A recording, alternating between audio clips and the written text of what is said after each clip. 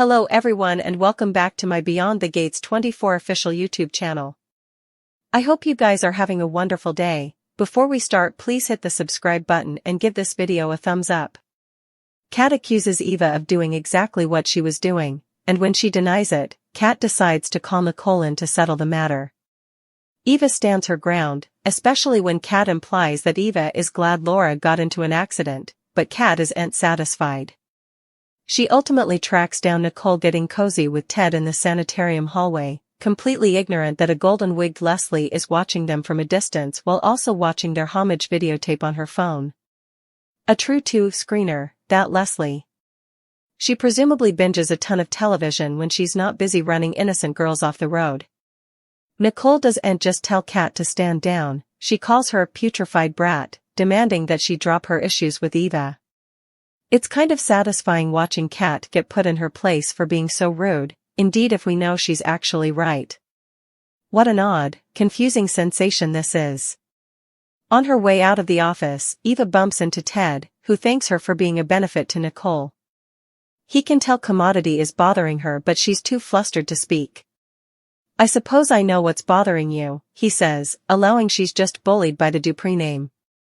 You belong then, he says, egging her to tell him about her delicate parenting, including the father she no way knew. Wink. Wink. She seems like a good sprat. I feel bad, Ted tells Nicole after Eva leaves. Why? You didn't do anything, Nicole replies. Gee, you know who might feel else about that? Leslie, who's presently outdoors Nicole's office covenanting to make the Hamiltons wish they'd no way met. After the insane couple of weeks she's had, Dani could really use a drink. Any drink, really. It's time to embrace the unusual, she tells the bartender. Surprise me. While he prepares her riddle libation, Dani lets her mind wander back to her rearmost hassle with Andre. Dani and Andre change a many kittenish textbooks, but she puts a stop to anything farther. No way again means no way again, especially tonight, she tells him. And what's so special about tonight, you ask? That's the million-bone question, and our interest is only piqued more when Dani tells Chelsea and Naomi to meet her at Dupree Manor laterally that night for an. Where there are drinks, there's Vanessa, so it's not long before Dani's bestie joins her at the bar. But just like Dani, her attention is also divided, specifically by her side piece Diego, who's eye-humping her from across the room. Perhaps Vanessa should be more focused on her other man. You know, her hubby, Doug? The Joe who's presently meeting with a shady, Lincoln lawyer-obsessed summerhouse proprietor in his auto? After giving the Joe his life story, Doug receives an offer he should absolutely refuse. The summerhouse proprietor says he'll clear Doug's entire debt if he becomes one of his musketeers. I could always use more musketeers like you, he says extremely creepily.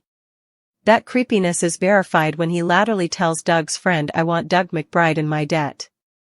At last, the big advertisement arrives. In fact, we're surprised it doesn't arrive before Dani, who shows up fashionably late to her own family meeting. Where's Nicole, she asks.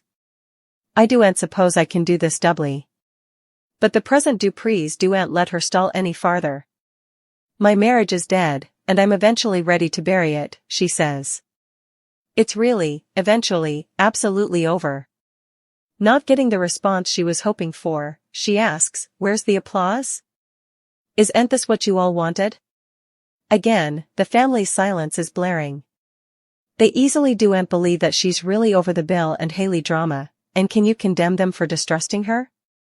Andre may be great in bed, but he's not a non-fictional magician. She vows no way misuse a gun or gold club ever again, also gives an important speech about rediscovering her strength, her happiness, and herself. Our girl has seen the light. Vernon says. Can I get an amen? The Duprees are so agitated, they can't help but dance for joy in the living room.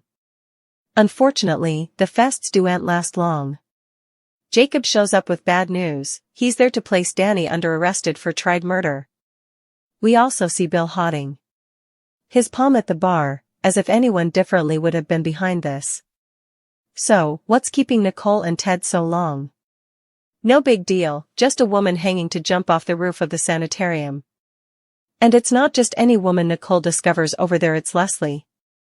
We were thrilled when Monday's occasion revealed that the whole Dani's got a gun situation was revealed to be a dream, as some observers suspected it might be. As she unleashed both her fury and a pellet or two, we were left wondering how, exactly, the show would get its most dynamic character out of this particular jam. "Oh, no way mind," we allowed. "It's a cleaner. Nothing ever pays for their crimes." What's really great then's that while Dani's family did what rich people do to keep her out of trouble, first with a press conference and latterly by obliging the police, she eventually wound up being arrested. Why? Because she just couldn't leave well enough alone and had to gallop on over to Bill's for yet another battle with his new child bridegroom. It's worth noting that all of this, the marriage, the press conference and Dani's arrest, took place in just 5 occurrences. The pacing on this show is fantastic, especially compared to Bold and Beautiful, on which Finn spent an entire week trying to tell his woman the rearmost bit of news about his son. Gates easily understands that if you want people to tune in for every occasion, Commodity has to be every single day. The other CBS shows could surely learn many effects from the new sprout on the block. Meanwhile, Commodity tells us that Bill is going to majorly lament having Dani arrested. After all, she was literally hosting a bash to celebrate being over him when the bond were slided onto her wrists. Hard as it's to picture the glamourpuss behind bars, that might be delightful, although one way or the other, we're enough sure this incident will only make her more determined than ever to destroy Haley's new marriage. The marriage being live-streamed thanks to Dani's influencer son was downright brilliant. How cool is it to see youthful people on a cleaner doing what youthful people do? We also loved someone asking why Chelsea kept live streaming as effects went nuts and her responding that she was so shocked, she forgot to stop. We've noticed that it frequently feels as if someone in the pen's room is looking at effects through the eyes of the viewer. However, they feel to be saying, "What questions would I have if I was watching?" The marriage being live streamed thanks to Dani's influencer son was downright brilliant. How cool is it to see youthful people on a cleaner doing what youthful people do? We also loved someone asking why Chelsea kept live streaming as effects went nuts and her responding that she was so shocked, she forgot to stop. We've noticed that it frequently feels as if someone in the pen's room is looking at effects through the eyes of the viewer. However, they feel to be saying, "What questions would I have if I was watching?" Important as we're loving the show, not everything is working. While we wouldn't name names, there are several actors who should incontinently be recast also. We're not excited by the complete lack of affection between Smitty and Martin. We're told they love each other and have been together for times, but at one point this week, they literally shook hands after a fight rather of kissing. Andre says he's only there to pick up some effects he left the other night, but no bone is buying that. "Let me be clear," Dani says. "What we participated the other night was awful, but it can no way be again." After reminding Dani that they formerly had coitus again, Andre agrees to back down. "I got it," he says. "No more. Ever again." Neither he nor Dani mean a single word they're saying, but they're both committed to playing this little game, so we'll go along with it. As for her new online fanbase, Dani says actually likes the attention she's been getting since the #shotgun wedding. She spent so numerous times having to be the perfect girl on Bill's arm. "The new image suits the new me," Dani explains. Also, Andre leaves her house without taking a single thing he allegedly came to pick up. Stunner. Bill and Haley are still irritated about Dani getting off without so important as a poke on the wrist, but Haley chooses to look at the bright side, and by that, we mean she's fully delusional. "Dani has done her absolute worst," Haley says. "There's nothing further that she or any of her family could do to hurt us now." Now why would she go and say a thing like that? Does she not know she's on a cleaner pieces? Bill also suggests Haley abdicate from the establishment, as she'll be too busy climbing the social graduation in Fairmont Crest to be bothered with paralegal work. She's offended by the idea until Bill surprises her with a measureless credit card. Just imagine how numerous unattractive fleeces she can buy with that. Haley's night of surprises continues with a caller at the door. It's Dani and she's got a gun. Just kidding, but as Haley reminds her, you do and have to be carrying to be dangerous. Dani. Dani enters on a positive notice, informing Haley that she'd like to bury the hatchet. However, I need to slam the door on my history, she says, if I'm going to step into my future. So I'm then to have a long, overdue discussion woman to woman. I'll settle for you. Effects only go upwardly from there. When Haley says that she no way meant to hurt anyone, Dani replies, nothing cares what you meant.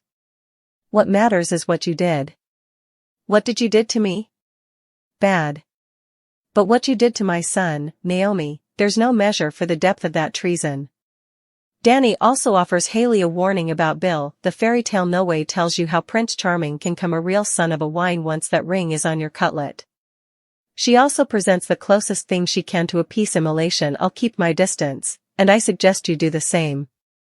That's my stylish offer. Take it. Smitty returns home from running a bunch of boring errands, and Martin greets him with capitalization. He's still angry that Smitty didn't tell him he was considering going back to work as an investigative journalist. When were you going to let me in on what you were planning? Martin asks, though we've to wonder, did Martin tell Smitty about his desire to run for president of the damn United States? If not, holy insincerity. After taking an important demanded walk around the block, Smitty comes home to a calmer, more repentant Martin. I could sound what my life would be like without you in it, Martin says, but he reminds Smitty that traditional family optics will work stylish for them in the long term. Your pretensions, Smitty points out.